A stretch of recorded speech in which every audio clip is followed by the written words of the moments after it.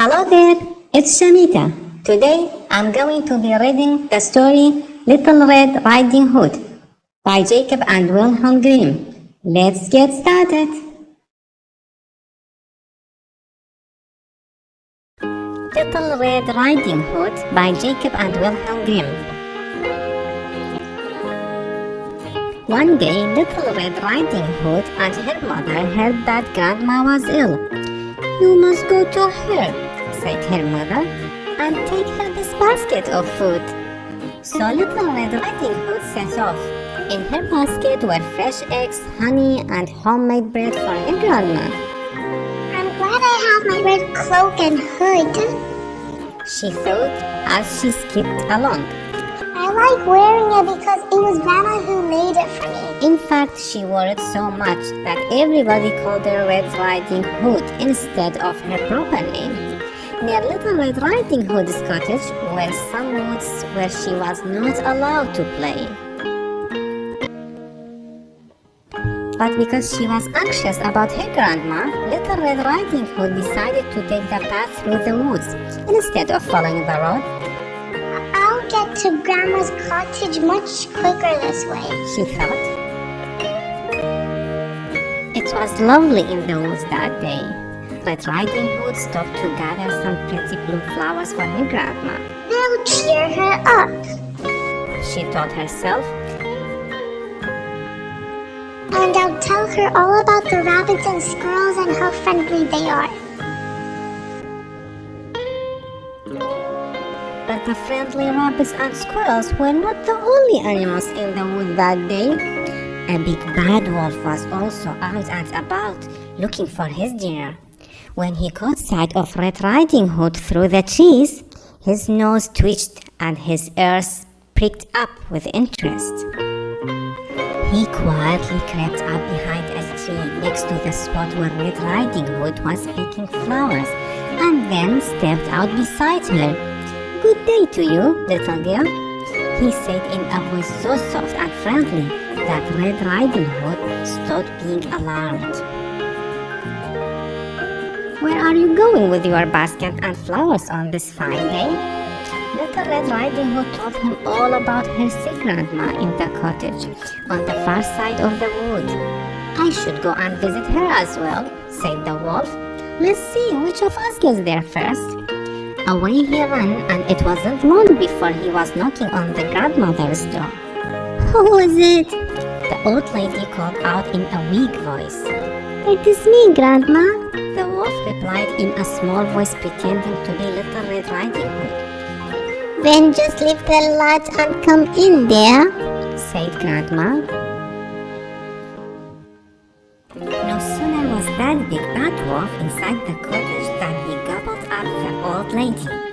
Then he searched about until he found a bonnet and shawl to put on.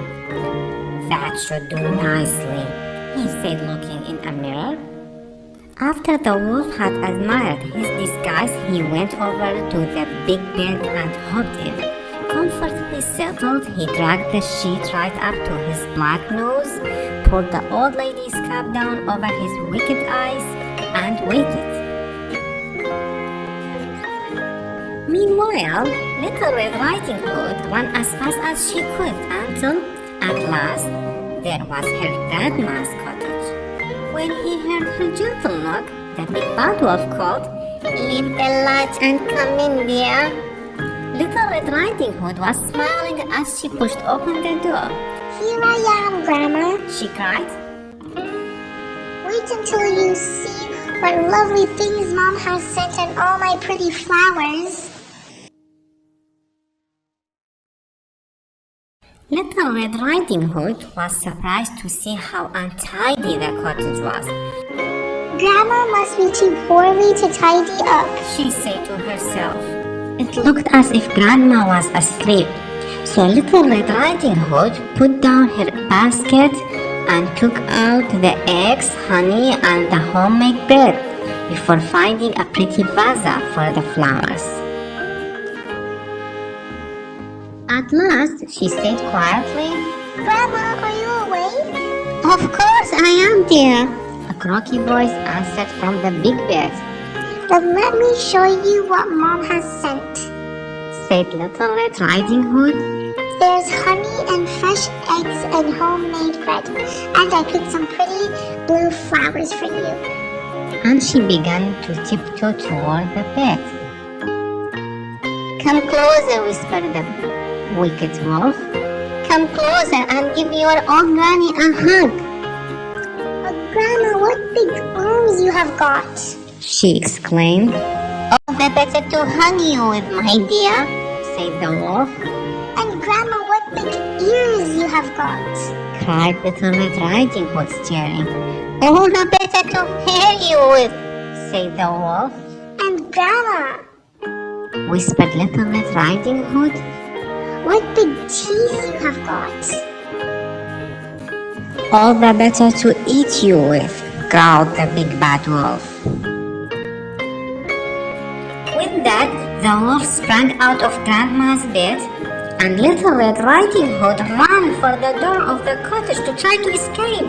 The hungry wolf chased after Little Red Riding Hood, but before he could catch her, the old lady's nightcap slipped down over his eyes, and the wolf tripped and fell flat on his nose. Quick as a flash, Little Red Riding Hood ran to an open window before he could get up. Help! Help! She cried at the top of her voice. Save me from the wolf!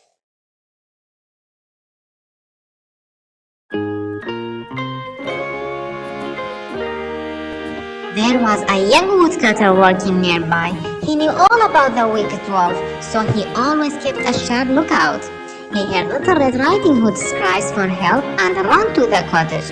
It was all over so quickly that Little Red Riding Hood could scarcely believe it. The big bad wolf lay dead, killed by a single blow of the brave woodcutter's axe. Don't cry, Little Red Riding Hood, the woodcutter said kindly. You are safe now.